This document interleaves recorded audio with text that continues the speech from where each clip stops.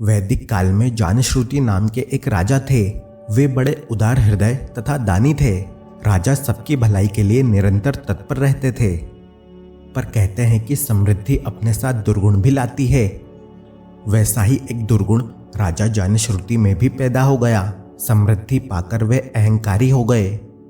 वह सोचने लगे, मैं ही अपनी प्रजा का अन्नदाता हूँ, मेरे ही कारण राज्य में समृद्धि आई है।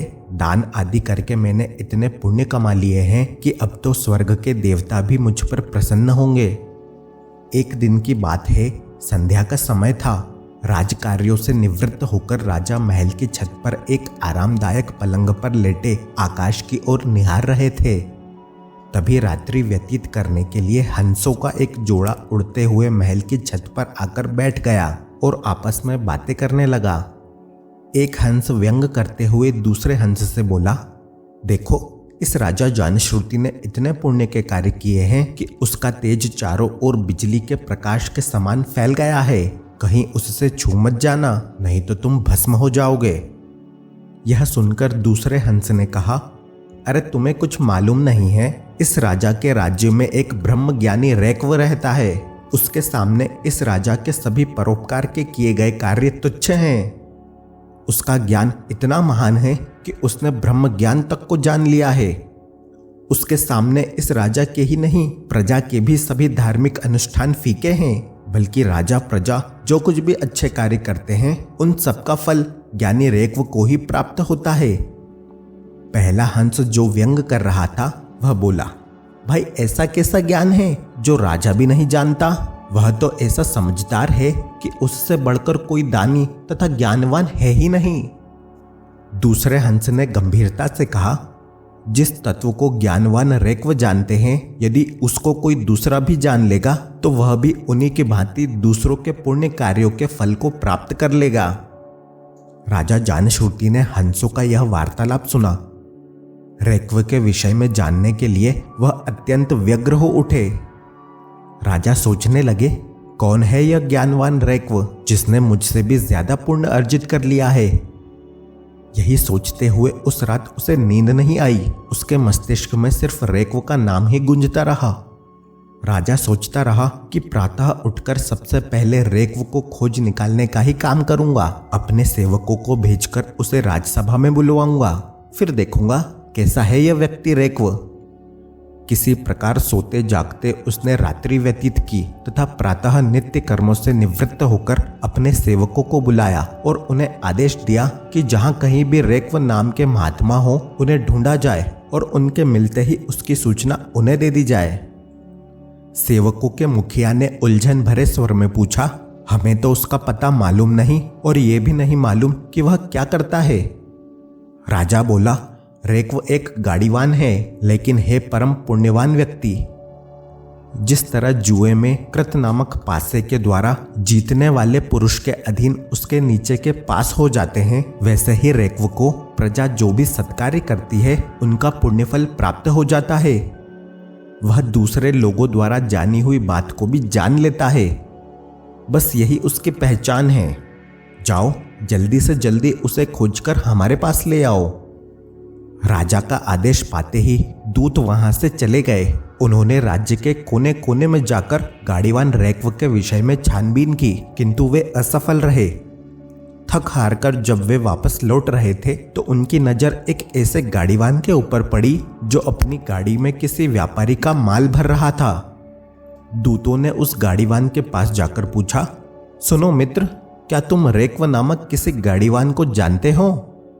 गाड़ीवान ने एक दिशा में संकेत करते हुए बताया, वह देखो, वहां बैठा है वह अपनी गाड़ी के पास। दूत गाड़ीवान के बताए हुए स्थान पर पहुंचे। वहां उन्होंने दीनहीन से दिखने वाले आदमी को अपनी गाड़ी के नीचे अपने शरीर को खुजाते हुए देखा।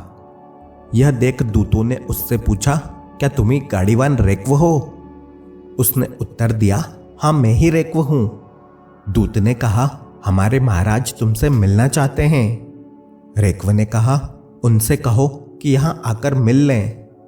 दूत ने कहा, शायद तुम हमारे कहने का तात्पर्य नहीं समझे हो। हमारे कहने का मतलब यह है कि हमारे महाराज तुमसे अपने महल में मिलना चाहते हैं। रैक्व बोला, मैंने कहा ना, तुम्हारे महाराज यदि मुझसे मिलने के लिए इच्छुक हैं तो वे यहाँ आकर मिल सकते हैं। रेक्व की बात सुनकर दूत निराश होकर वापस लौट चले। उन्होंने जाकर राजा को बता दिया कि उन्होंने रेक्व का पता लगा लिया है। यह सुनकर राजा को बहुत प्रसन्नता हुई। उसने अपने मंत्री को बुलाया और कहा, मंत्री जी, हम प्रातः रेक्व से मिलने जाना चाहते हैं। यात्रा की तैयारी का प्रबंध करो।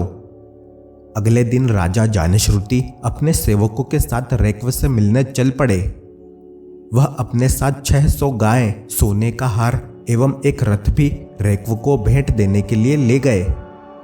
वहां पहुंचकर उन्होंने रेक्व को अपना परिचय दिया और कहा, पुण्यात्मन, मैं यहाँ का राजा जानश्रुति हूँ। मैंने आपकी बड़ी चर्चा सुनी है कि आप बड़े पुण्यात्मा हैं, बड़े ही विद्वान हैं और ब्रह्मज्ञानी हैं। इसलिए मैं आपको देने के लिए कुछ अमूल्य उपहार लाया हूँ।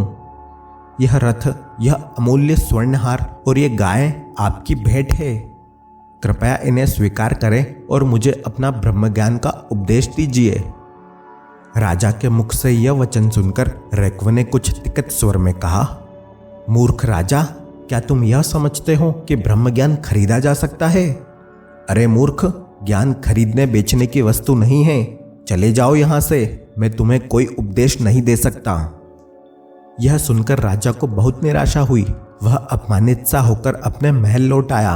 वह लगातार कई दिनों तक रेक्व से हुई भेंट के बारे में सोचता रहा। रेक्व से ब्रह्मज्ञान प्राप्त करने के इच्छुक राजा की व्याकुलता बढ़ती ही गई। वह दोबारा रेक्व के पास पहुंचा। इस बार उसने बहुत सा धन, सोना, गाय आदि के साथ अपनी कन्या का विवाह भी रेक्व के साथ करने की इच्छा जाहिर की। वह बोला, हे पुण्यात्मन, आप यह सब लीजिए, बस मुझे ब्रह्मज्ञान का उपदेश देकर कृतार्थ कर दीजिए। राजा जानश्रुति की निष्ठा और ज्ञान प्राप्त करने की उसकी उत्कट इच्छा को देखकर इस बार रेक्व द्रवित हो गया। उसने राजा से कहा, राजन, इन सब के साथ मुझे अपना अहंकार भी दे दो। ज्ञानी और दानी होने का अहंकार होने तक तुम्हें कुछ भी नहीं मिलेगा।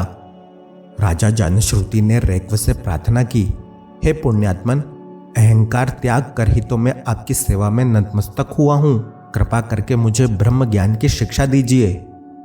यह कहकर वह हाथ जोड़कर महात्मा रेक्व के सामने पृथ्वी पर ही बैठ गया।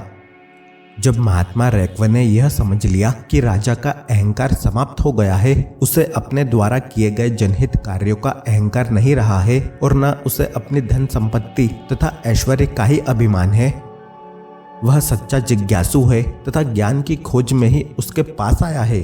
तब यह सब जानकर उसने कहा, राजन, यदि ऐसा ही है तो मैं तुम्हें संवर्ग विद्या का दान देता हूँ। सुनो, संवर्ग वायु को कहते हैं। अग्नि शांत होकर वायु में समाई रहती है, उसी के द्वारा ब्रह्मांड को आलोकित करती है। जल भी वाष्प बनकर वायु में ही समा जाता है। समस्त जीवित प्राणियों के प्राण भी वायु में विलीन हो जाते हैं। तुम्हारा यह दान, धर्म और यश भी एक दिन इसी वायु में विलीन हो जाएगा। इसलिए तुम अपने समस्त सत्कर्म, धर्म कार्य वायु देवता को अर्पित कर दो। वायु ही तुम्हारे यश को प्रकाशित करेगी। जाओ, मेरे इस उपदेश के साथ अपना सब कुछ ले जाओ, मुझे कुछ भी नहीं चाहिए। यह सार गर्भित उपदेश सुनकर राजा जानश्रुति की आंखें खुल गई। वह रेक्व के चरणों में गिर पड़ा। यह उपदेश पाकर उसका जीवन धन्य हो गया और वह संसार में एक ज्ञानी महात्मा के नाम से प्रसिद्ध हुआ।